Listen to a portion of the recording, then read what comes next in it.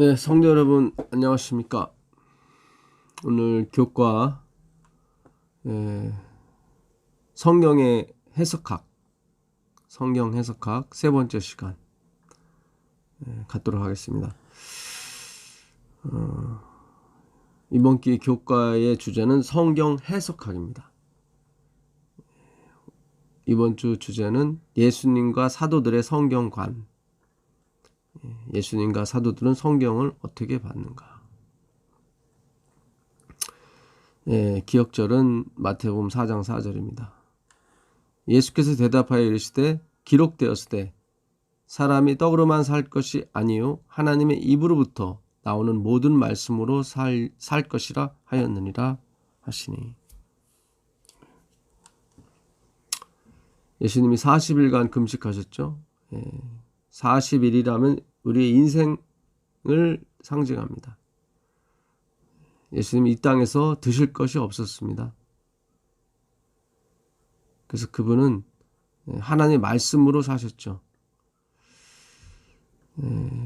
돌이 떡이 되게 하라는 그 사탄의 그 물음에 기록되었을 때 사람이 떡으로만 살 것이 아니요 하나님의 입으로부터 나오는 모든 말씀으로 살리라 그랬습니다. 돌은 율법이라고 제가 율법을 상징한다고 말씀드렸었죠. 그러니까 떡을 달라 하는데 돌을 줄 부모가 누가 있겠느냐라고 예수님이 말씀하셨어요. 그러니까 하나님이 돌판에 써 주신 그 율법이 우리의 양식은 아니었어요. 그 양식으로 인도하는 몽학 선생이었지. 돌을 우리가 어떻게 먹습니까? 떡을 달라는데 뱀을 줄 사람이 누가 어디 있으며 떡을 달라는데 돌을 줄 사람이 누가 있겠습니까? 참 이 성경이 오묘한 건데요.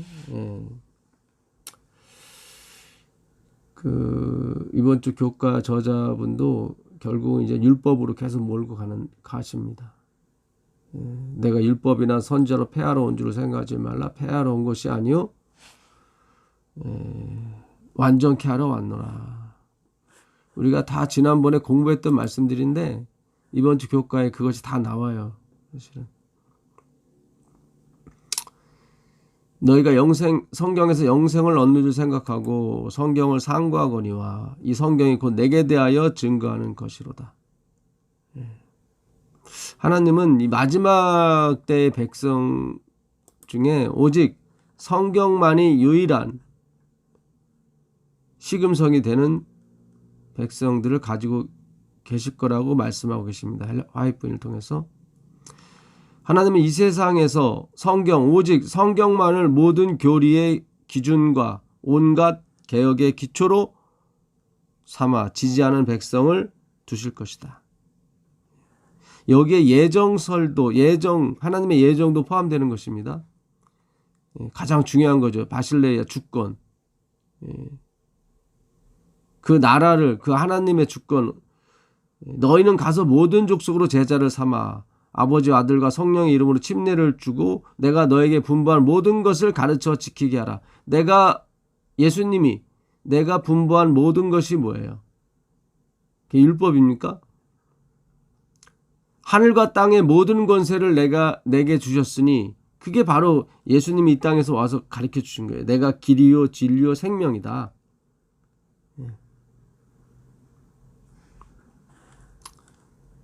이렇게 성경이 누구만을요? 예수님만을 증거하게 돼 있었는데 그들은 매일같이 열심히 상고한다는 단어는 아주 샅샅이 뒤지다 그런 뜻입니다. 그러나 너희가 영생을 얻기 위하여 내게 오기를 원하지 아니하는도다. 그렇죠. 이들은 율법을 발견하고 그거를 자기가 지키려고 했단 말이죠. 그러니까 예수님이 별로 관심이 없었어요. 막 도시락 싸갖고 다니면서 그들은 율법을 지켰거든요. 안식일에 1000발짝 이상을 가지 않았습니다. 전쟁이 나도 그들은 1000발짝 이상 도망가지 않았습니다. 안식일에는. 죽을 때 죽더라도. 참 어떤 면에서는 순교자 같고 어떤 면에서는 대단한 어떤 하나님에 대한 신앙이 있는 것 같은데 예수님이 그들에게 그랬어요. 너희들이 믿는 하나님은 사탄 마귀다. 그러니까 오늘날 우리가 성경을 예수님을 모르고 이 겉모양 예루살렘 성전에 그 네로 황제의 그림을 붙이려고 했을 때 바리새인 70명이 목을 내놨잖아요. 성전 앞에 자기들을 죽이고 그리고 네로 황제의 그림을 붙여라. 그래서 그 로마에서 그림을 가져온 사람들이 다시 몇 개월을 거쳐서 로마로 돌아갔습니다. 그것을 봤을 때 많은 사람들이 그 당시에도 마찬가지일 거예요. 저 사람들은 정말 구원받은 사람들이고 저 사람들은 정말 하나님이 내신 사람들이라 했을 거예요. 근데 예수님이 오셔서 이 성전은 돌 위에 돌 하나 남기지 않고 다 물어떠야 된다고 말씀하셨거든요. 그래서 예수님 신문할 때도 그 마태복음 26장에 가보면 60 몇 절인가요? 예, 거기 보게 되면 책 잡을 것이 없으니까 어떤 사람이 이 사람이 성전을 허물고 다시 3일 만에 쌓는다고 그랬다고 지은다고 그랬다고. 예, 그 소리가 이제는 그 어떤 그 원인이 된 거예요. 그래갖고 대제사장이 옷을 찢으면서 예수님을 정죄했죠. 그러니까 바리새인들이 그 당시 그 갖고 있었던 신조는 세 가지가 있었습니다. 하나는 무조건 율법이고요. 율법. 교리, 율법. 또 하나는 뭐냐면 성전이었습니다. 예루살렘 성전. 또 하나는 뭐냐면 선행이었어요. 그래서 그들은 토색, 불이 가늠하는 자와 같지 않았습니다. 일주일에 2번 금식하고 소득의 11조. 근체와 해양과 박하. 아무리 적게 나온 걸지라도 11조를 다 뗐습니다. 마치 저의 모습을 보는 것 같습니다. 지금도 마찬가지예요. 우리의 본성, 저의 본성 가운데는 다 그것이 숨어 있습니다. 입술로만 믿음으로 말미암아의죠. 사실은 제 생활 하나가 다 그런 육적 신앙이 이 못이 베겼습니다. 하나님의 말씀이 새겨져야 될 자리에 그런 것도 같이 있는 거예요. 그래서 바울이 오라 나는 공고한 사람이로다고 말씀한 것입니다. 내 안에 그 선과 악이 동시에 존재하는 거예요. 근데 내가 집니다. 그 악한테 늘.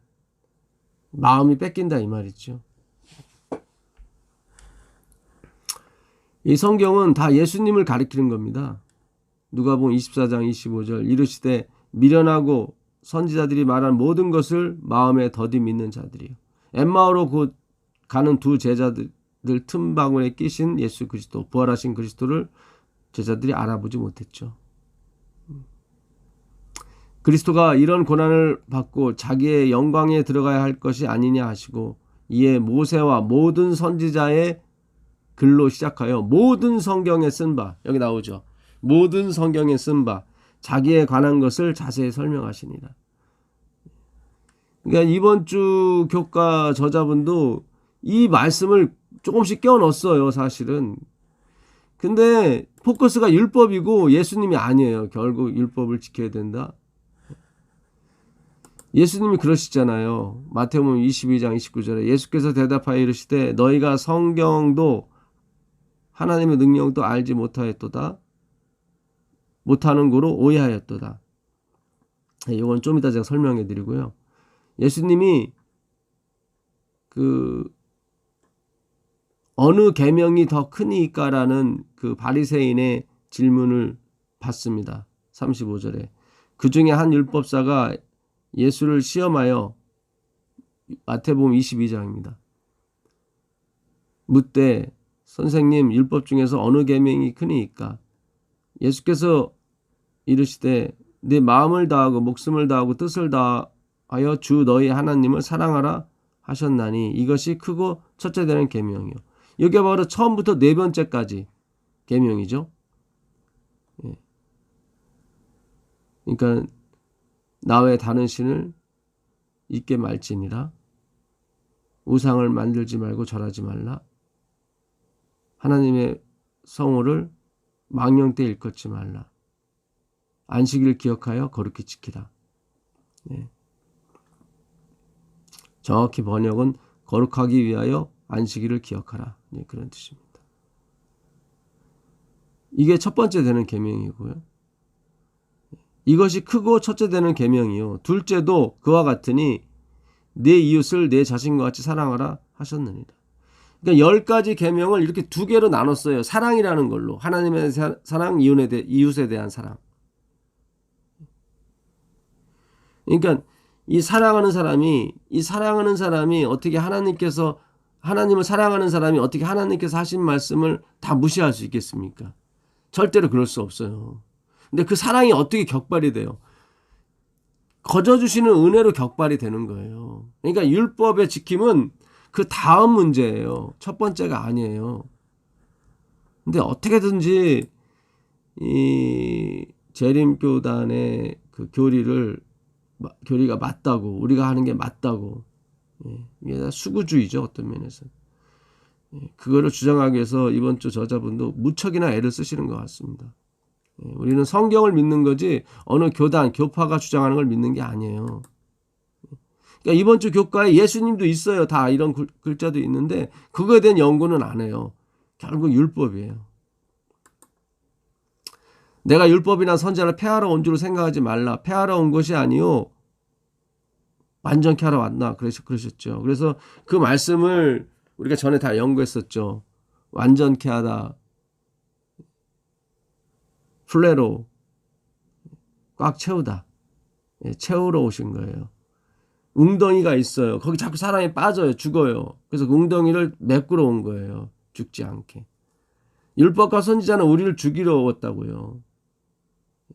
내가 생명을 얻게 할 그 계명이 도리어 나에게 사망이 되게 했다고 로마서 7장 10절에 나오지 않았습니까?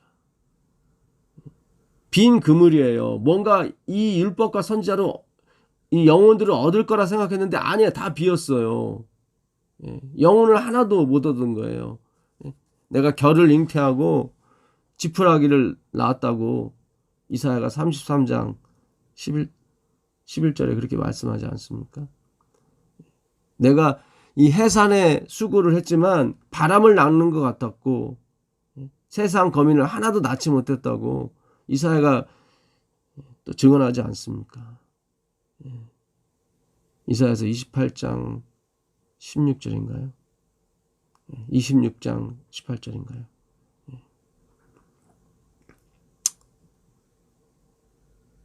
그러니까 율법으로는 절대로 영혼 구원이 되지 않습니다. 천국에 못 들어갑니다.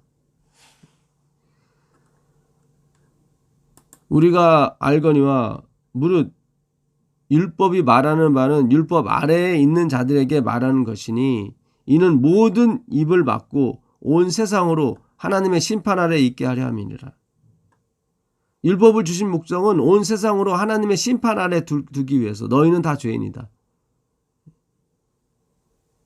너희 스스로는 선악과를 안 먹을래야 안 먹을 수가 없다. 그거죠.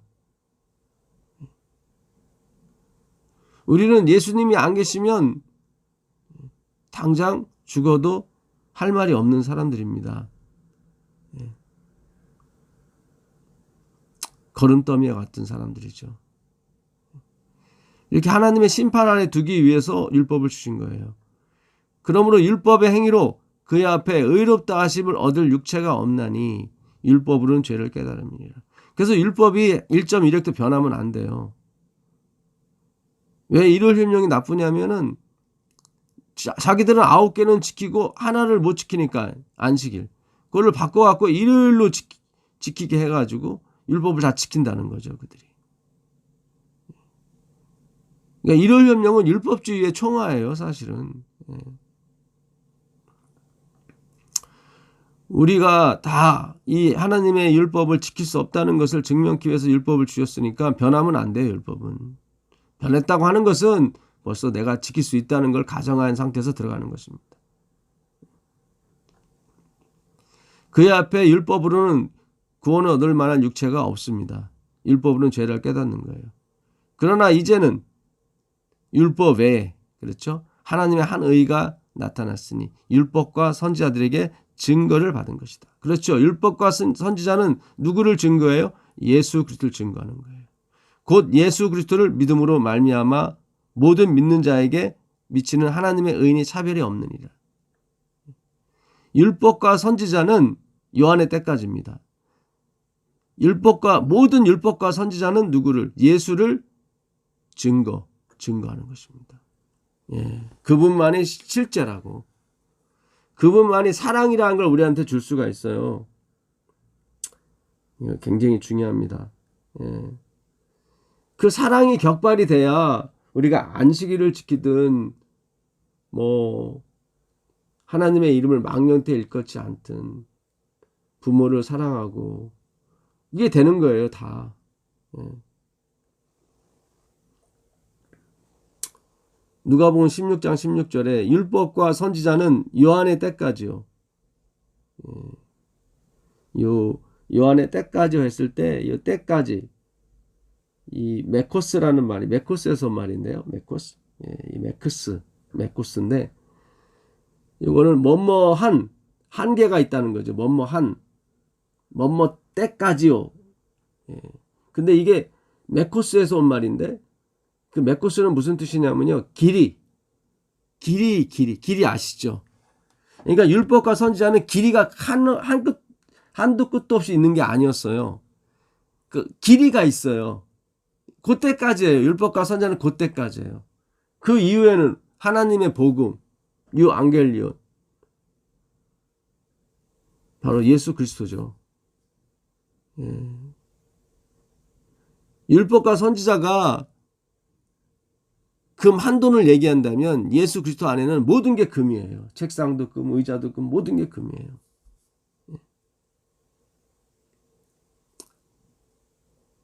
그러니까 예수님은 율법과 선지자를 다 포함하게 되어 있습니다. 정말 예수님을 사랑하는 사람이 안식일을 안 지키겠습니까? 지키는 게 아니에요. 그거는 지켜지는 거지. 천지가 없어지기 전에 율법의 1.1획도 변치 않고 다 이룬다고 그랬거든요. 이 기노마이라고 되는 이태동사거든요. 이게 능동으로 표현되지만 뜻은 수동이에요. 그러니까 이루어지는 거예요. 율법의 1.1획도 변치 않고 다 이루어지는 거예요. 그분의 입에서 나온 말씀이기 때문에 다 이루어지게 되어 있습니다. 그래서 하나님의 백성들은 반드시 그리로 가게 돼 있어요. 그리로 가야 구원을 얻는 것이 아니라. 아까 마태복음 22장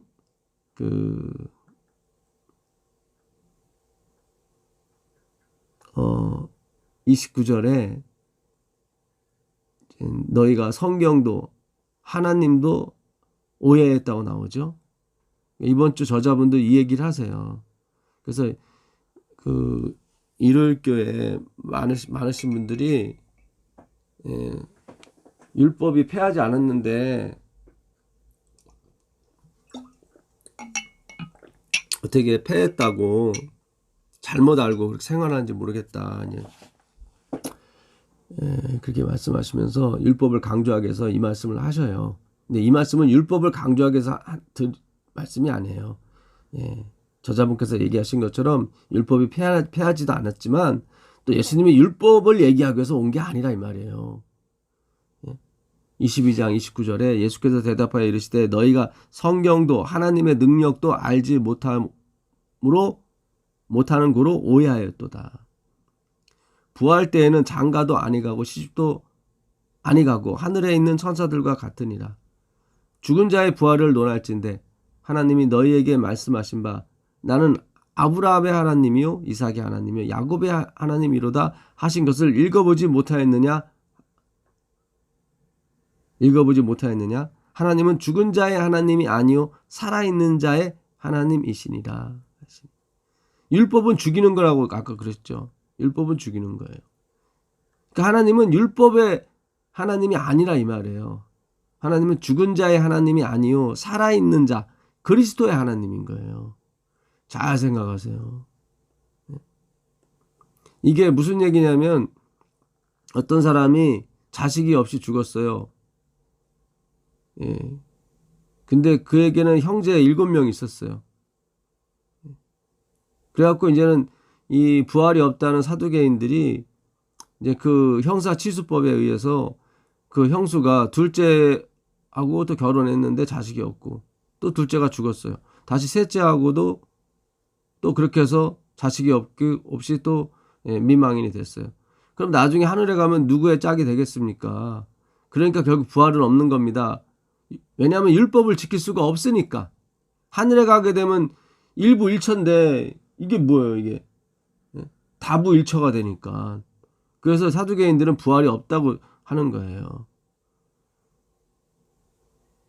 그러니까 율법을 지키는 게 목적이라면은 당연히 이 사두개인들이 말이 맞는 거죠.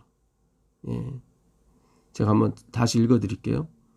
24절에 선생님이여 모세가 일렀으되 사람이 만일 자식이 없이 죽으면 그 동생이 그 아내에게 장가들어 형을 위하여 상속자를 세울지니라 하였나이다. 예, 모세오경에 있는 그 율법인 것입니다. 그러니까 왜 형사치수제도를 만들었냐면 반드시 그리스도는 온다는 거예요. 사탄이 방해를 해서 자식을 못 낳게 해? 그러면 그 다음 형제가 낳게 하고 또 낳게 하고 이렇게 어떻게든지 장자 예수 그리스도죠. 예, 장자로 오시는 그리스도를 증명하기 이렇게 확신을 주기 위해서 반드시 이룰 것이다. 그것은 그래서 형사 취소제도를 준 거지. 이거를 결혼을 7번 해라 그 자식이 있어야 산다. 그것을 하기 위해서 준 게 아니에요. 이거는 그러니까 너무 그러니까 결국 율법과 선지자는 예수 그리스도를 설명하기 위해 준 게 맞는 거예요. 그걸 알았다면은 이런 질문을 안 했을 텐데 율법을 표피적으로만 꼭 지켜야 되는 것으로만 알았기 때문에 그들이 하늘에 가면 율법을 못 지키니까 결국 부활이 없어요. 이렇게 얘기한 거예요. 우리 중에 한 형제가 있었는데 마지가 장가 들었다가 죽어 상속자가 없으므로 이 상속자가 뭐냐면은 스펠마라고 헬라어 되어 있는데 히브리어는 제라예요. 제라 들어보셨죠? 많이. C. 갈라디아 3장 16절에 여럿을 가리켜 그 C 자손이라 자손들이라 하지 아니하고 자손이라 하였으니 그 스펠마예요. 그 자손은 누구라? 예수 그리스도라. 그러니까 그리스도가 C가 없으므로 그 아내를 그 동생에게 아내를 그 동생에게 물려주어 그 둘째와 셋째로 7째까지 그렇게 하다가 최후에 그 여자도 죽었나이다. 그러니까 그 씨가 없어요. 결국 율법주의는 씨를 못 만들어요. 이거 굉장히 중요합니다. 성경이 그걸 또 얘기하는 게 간접적으로. 7 완전수죠. 그 7 남자가 인간의 남자들이 예수를 못 만들어요. 예수를 낳아야 되는데 예수를 못 낳아요. 그 제라 자손을 못 낳는다고. 그래서 사람의 손에 의하지 아니한 뜨인 돌이에요. 사람의 손에 의하지 아니한 뜨인 돌은 율법이라고 그랬죠. 그러니까 이 모든 율법은 예수님이 다 지켜서 우리에게 그냥 주시는 거예요. 그게 사람의 손에 의하지 아니한 뜨인 돌, 다니엘서 2장에 나오는 다니엘이 본 계시 환상인 것입니다. 우리에게 주어진 이 돌은 사람의 손에 의한 돌을 만들어버린 거예요. 우리가. 결국 모세의 손에 의해서 주었잖아요. 사람의 손이죠.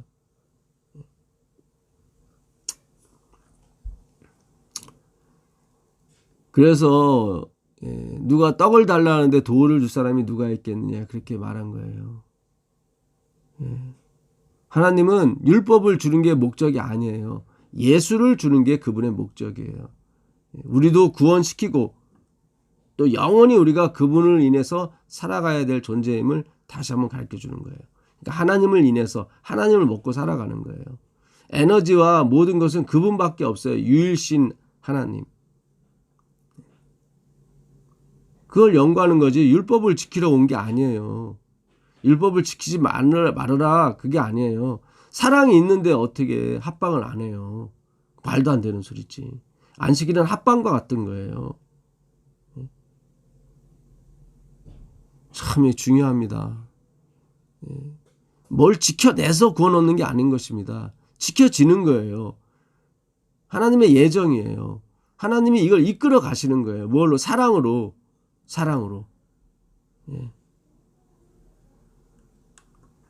이건 세상도 아는 얘기인데 교회가 지금 더 걱정이에요. 진리교회라고 하는 곳에서 계속 율법을 강조하고 이건 유대인의 관습과 똑같은 거죠. 예수님은 명분이에요. 그냥 이름만 걸어놓은 거예요. 그분에 대해서 연구를 하나도 안 해요. 율법을 전하기 위해서 예수님이 오신 것처럼 표현을 해버렸으니 얼마나 큰 모독입니까? 예수님에 대한 모독이죠. 십자가에 대한 그분의 공로에 대한 모독이죠. 그런 게 아니에요. 바울이 그러잖아요. 아들을 아끼지 않으시니까 뭘 더 아끼겠냐고. 그래요. 아들을 아끼지 않았는데 가장 중요하고 가장 사랑한 모든 걸 다 줘도 바꿀 수 없는 그 아들을 줬는데 그 외에 뭐 율법, 뭐 성화, 뭐 이런 거 안 주시겠어요? 다 주죠. 그건 무조건 주는 거죠. 그렇게 율법을 지키기 좋아한다면 예수를 믿으세요. 예수만 믿으세요. 그러면 그 나머지는 다 온다니까요. 참. 구약에서 나오신 그 하나님도 다 누구예요? 다 예수님이었어요. 히브리서 11장 24절에 믿음으로 모세는 장성하여 바로의 공주의 아들이라 칭함받기를 거절하고 도리어 하나님의 백성과 함께 고난받기를 잠시 죄악의 낙을 누리는 것보다 더 좋아하고 그리스도를 위하여 받는 수모를 애굽의 모든 보화보다 더 큰 재물로 여겼으니. 여기 보세요. 모세가 바로의 아들이라 칭함을 거절했고 또 애굽의 모든 보화보다 그 백성과 함께 받는 고난을 더 가치 있게 여긴 것은 그리스도를 위해서 했다고 그랬잖아요. 그리스도를 위해서. 그러니까 그가 호렙산에서 보는 하나님이 그리스도라 이 말이에요. 그리스도. 다 구약은 그리스도를 가리키고 있는 거지 율법을 가리키는 게 아니에요. 고린도전서 11장 4절 다 같은 신령한 음료를 마셨으니 이는 그들을 따르는 신령한 반석으로부터 마셨음에 그 반석은 곧 그리스도라. 광야에서 그들에게 물을 준 분이 누구예요? 그리스도예요. 여기 보니까 그들을 따르는 신령한 반석이라고 나와요. 그들을 따르는 신령한 반석. 뭐 반석이 그들을 따라다녔습니까? 그게 아니잖아요. 의인화가 된 거지. 그들을 따르는 신령한 반석으로부터 마셨음에 그 반석은 그리스도다. 그러니까 예수님께서 그들을 쫓아다니셨고 그들을 이끄셨다는 이 말이에요. 그러니까 구약도 다 그리스도예요. 그래서 구약이나 신약이나 마찬가지로 이게 뭘 지켜야 되는 쪽으로 종결이 되면은 그건 악이에요. 악. 그게 아니라 우리를 지키신 그 그리스도, 그분의 은혜를 지키는 게 우리의 몫이에요.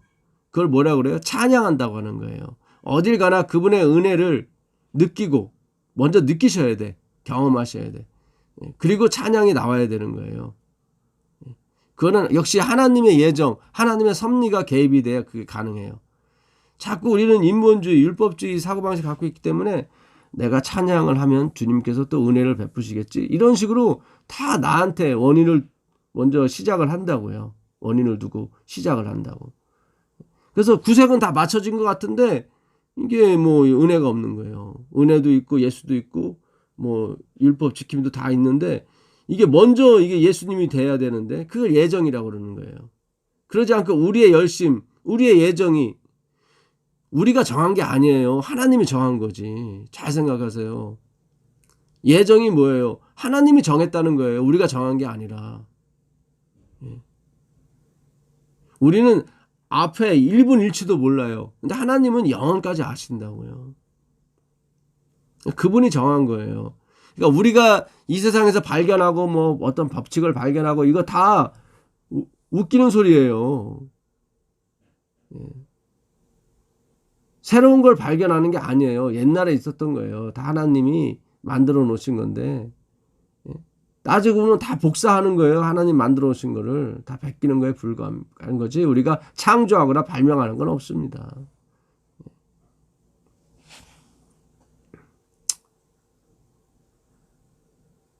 다시 마태복음 22장에 가보시면 26절, 그 둘째와 셋째로 일곱째까지 그렇게 하다가 최후에 다 그 여자도 죽었나이다.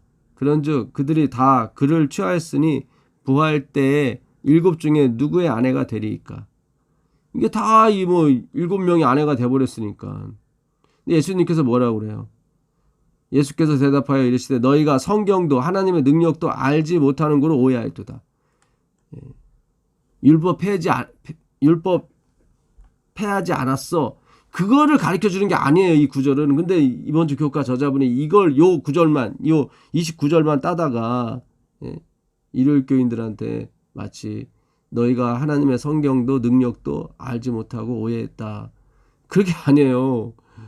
이건 그때 쓰라고 준 게 아니란 말이죠. 율법이 목적이 아니라 이 말이 예수님은요. 율법이 목적이었다면 당연히 부활하면 안 되죠. 어떻게 부인이 일곱 남편의 부인이 돼요? 말도 안 되지. 그러니까 예수님께서 뭐라고 그러세요? 부활 때에는 장가도 아니 가고 시집도 아니 가고 하늘에 있는 천사들과 같으니라. 원래 시집가고 장가가는 것은 특수하게 우리에게 주신 거예요. 원래 하늘은 천사들만 있는 거예요. 시집도 안 가고 장가도 안 가요. 하늘은 원래. 하나님이 우리에게 구속사적 어떤 깨우침, 하나님의 자녀로 만들기 위해서 하나님처럼 뭘 낳는, 뭘 발견하는, 발명하는, 창조하는 그런 은혜를 잠시 누리게 해주신 거죠. 장가하고 시집감으로 말미암아 하나님을 알라고. 선악과도 마찬가지고 모든 것이 우리의 교육을 위해서 보조제, 교보제로 사용하신 거예요. 그러니까 율법도 마찬가지예요. 하나님이 원본이에요. 하나님을 대체할 만한 게 없어요. 하나님이 잠시 안 계실 때 후견인으로 주신 게 율법이죠. 그래서 예수님이 그런 거예요. 하늘에 가면 장가 시집 이런 율법적인 게 아니다. 죽은 자의 부활을 논할진대 너희들이 율법을 이렇게 계속 율법을 지켜야 돼. 하늘에 가도 율법을 지켜야 돼. 그런 것들은 다 뭐예요? 죽은 자의 부활을 죽은 자의 부활을 논하는 거다. 죽은 자. 잘 생각하세요. 31절에 죽은 자의 부활을 논할진대 그 율법에 대해서 이야기하는 걸 죽은 자의 부활이라고 하는 거예요. 그러나 하나님이 너에게 말씀하신 바 나는 아브라함의 하나님, 이삭의 하나님, 야곱의 하나님 이로다 하신 것을 읽지 못하였느냐. 하나님은 죽은 자의 하나님이 아니에요. 여기 나오잖아요. 죽은 자의 하나님이 아니고 살아있는 자의 하나님이다. 산 자의 하나님이에요. 복음이에요. 예수 그리스도라고요. 율법은 다 죽은 자에 대해서 논하는 거예요. 로마서 7장 10절에 생명으로 인도할 그 계명이 나로 사망으로 인도했다고 나오잖아요. 한번 읽어보겠습니다. 로마서 7장 10절입니다. 생명에 이르게 할 그 계명이 내게 대하여 도리어 사망에 이르게 하는 것이 되었도다. 여기 나오잖아요. 그래서 오라 나는 공고한 사람이다. 희망이 없는 거예요. 이 땅에는. 율법이 희망이 아니에요. 사망이 되겠는데 어떻게 희망이 돼요? 그러니까 우리가 참 이 성경의 황금줄을 잡아야 됩니다. 예수 그리스도 그분은 유일신이에요. 그분은 우리를 만드신 분이라고요. 창조주라고요. 성경을 비롯해서 모든 것이 다 그분에 대해서 기록하고 있는 것입니다. 심지어 십계명, 율법까지도 다 그분을 기록하는 거예요. 근데 그것이 원본이 아니에요. 기록만 했을 뿐이지. 잘 생각하셔야 돼요. 그래서 학자들의 의견, 과학의 이론, 종교회의에서의 정한 신조나 결정은 사람들이 대표하는 교회와 다수의 의견에 따라 다양하고 일치되지 않을 수도 있다. 그러니까 아무리 박사님, 교회, 교단에서 얘기해도 믿지 말라는 거예요. 그러나 어떤 종교적 신앙에 관하여 그 가부를 결정할 때는 위에 열거한 것들의 전부나 그 하나에 좌우되어서는 안 된다. 대쟁투 595페이지. 오직 성경으로 가라는 거예요. 배우고자 하는 정신과 기도하는 마음으로 성경을 대하고 그 말씀을 하나님의 말씀으로 연구하는 모든 사람은 하늘의 깨우침을 받을 것이다. 배우고자 하는 정신이 필요해요. 제가 올린 거 이거 너무 좋지 않습니까? 저를 제가 띄우는 게 아니라 저도 궁금했던 구절들이 너무 많았거든요. 근데 이렇게 다 열어줬잖아요. 배우고자 하는 정신만 있다면 그것이 누가 됐든 전도사가 됐든 집사가 됐든 평신도가 됐든 무슨 상관이 있습니까? 하나님을 알고자 하는 게 우리의 목표일진데 듣지 않는다는, 배우지 않는다는 것은 결국 자리. 그 자리가 그렇게 중요한 거예요. 자기 명예. 정말 기도하는 마음으로 하나님의 진리를 알고자 한다면 왜 못 듣습니까? 듣고 전하면 되는 건데요. 제 것이 아니라 하나님 것이기 때문에 상관이 없어요. 이건. 금요일 날 진리 곧 말씀을 제외한 성화란 없다. 그렇죠. 이건 말씀을 제외해서 내가 뭐 돌을 닦고 뭐를 안 먹고 안 마시고 해서 있을 성화는 없어요. 그런 건 없어요. 그런 건 없습니다. 다 말씀이 우리를 성화시키는 거예요. 말씀 그 자체의 능력과. 그 말씀은 뭐예요? 하나님이거든요. 그 로마서 9장 17절 성경이 바로에게 이르시되, 하나님이 바로에게 이르신 거죠. 성경이 이른 게 아니죠. 근데 바울은 하나님이 바로에게 이르신 것을 성경이 바로에게 이르시되 내가 이 일을 위하여 너를 세웠으니 곧 너로 말미암아 내 능력을 보이고 내 이름이 온 땅에 전파되게 하려 함이로다. 그래서 하나님이 강팍하게 하신 거예요. 또 바로를. 근데 그거를 성경이 바로에게 이르시대로 표현했다는 것은 성경이 곧 하나님인 거예요. 갈라디아 3장 8절 또 하나님이 이방을 믿음으로 말미암아 의로 정하실 것을 성경이 미리 알고, 여기도 지금 하나님이 미리 알고 해야 되는데 성경이 미리 알고 믿음으로 말미암아 의로 정하실 것을 하나님이 정하시는 거예요. 성경이 미리 알고 먼저 아브라함에게 복음을 전하되, 그러니까 성경이 아브라함에게 복음을 전했대요. 이 말씀을 하나님으로 비유하는 거예요. 그러니까 성경은 곧 하나님인 것입니다. 그래서 이 말씀은 힘이 있고 능력이 있는 거예요. 하나님이기 때문에. 진리. 예수 그리스도죠. 그 말씀이 진리, 값진 진주, 예수 그리스도를 가리켜야 되는 것이 그것입니다. 그래야 진리가 되는 거예요. 그렇지 않으면 진리가 아니에요. 진리를 알지는 진리가 너희를 자유케 한다고 그랬거든요. 율법의 억압, 이거 지켜야 돼, 저거 지켜야 구원받아. 거기서 풀려나는 거예요. 지켜지는 거예요. 사랑해지는 거예요. 잘 생각하세요. 계속 예수님으로 가셔요. 어떻게 저 사람은 안식일도 안 지켰는데 구원을 줄 수가 있냐. 그거는 예수님 마음이에요. 그거는. 그분이 안식일이고 그분이 진리인데 어떻게 11조도 안 내고 세리 창기를 에게 은혜를 긍휼을 베풀 수가 있냐고. 나는 평생 11조와 안식일도 지켰는데. 구원은 예수 그리스도지 그게 아니란 말이죠. 긍휼을 베푸는 것이 하나님의 뜻이에요. 최종적인 목적이라고요. 율법을 지키는 게 아니라 긍휼을 아는 게, 하나님을 아는 것이, 그 사랑이 격발이 될 때 안식일뿐만 아니라 11주뿐만 아니라 그 다음이 없는 생명까지라도 하나님께 드리게 된다고요.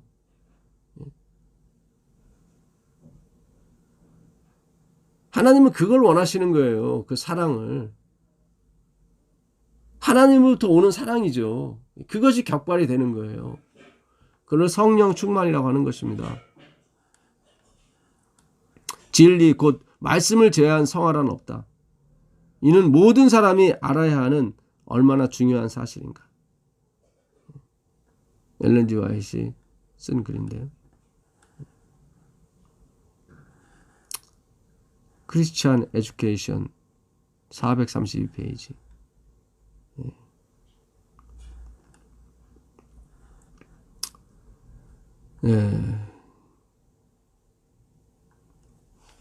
성경은 BC 15세기부터 AD 1세기까지 AD 100년까지 쓰여진 책입니다. 1600년간 40여 명의 기자가 쓴 말씀인데요. 그 전에도 말씀은 있었습니다. 그분이 바로 그리스도예요. 그 성경 기록되었을 때 BC 15세기에 쓰기 시작했다고요. 근데 그 전에도 계셨어요. 왜냐하면 그리스도가 말씀이기 때문에. 그리스도가 계셨잖아요. 영원 전부터 그 말씀은 계셨다고요. 그것이 문자로 표현만 됐을 뿐이죠. BC 15세기. 그러나 이것도 인류의 역사를 비유로 썼기 때문에 처음 것들이 지나가는 것처럼 다 지나가야 될 것입니다. 남는 것이 있다면 그것은 예수 그리스도 하나님, 유일신 하나님밖에 없습니다. 그 나머지는 다 도구로 사용되다 사라지는 것 뿐입니다. 율법까지라도. 왜냐하면 그분이 본질이기 때문에. 놀라운 은혜가 있기를 빌겠습니다. 하늘에 계신 예수님이 율법의 원본이시며 우리의 모든 만족의 기초가 되신다는 것을 다시 깨닫게 해주시니 감사합니다. 주님께서 율법을 폐하러 온 것이 아니고 그 율법의 1.1핵이라도 변치 않고 다 이루어질 거라는 그 약속이 우리 눈에서 보일 수 있도록 허락해 주시옵소서. 주님이 율법의 원천이시요 진리의 기초라는 것을 다시 한번 깨우칠 수 있도록 허락해 주옵소서. 예수 그리스도의 이름으로 기도합니다. 아멘.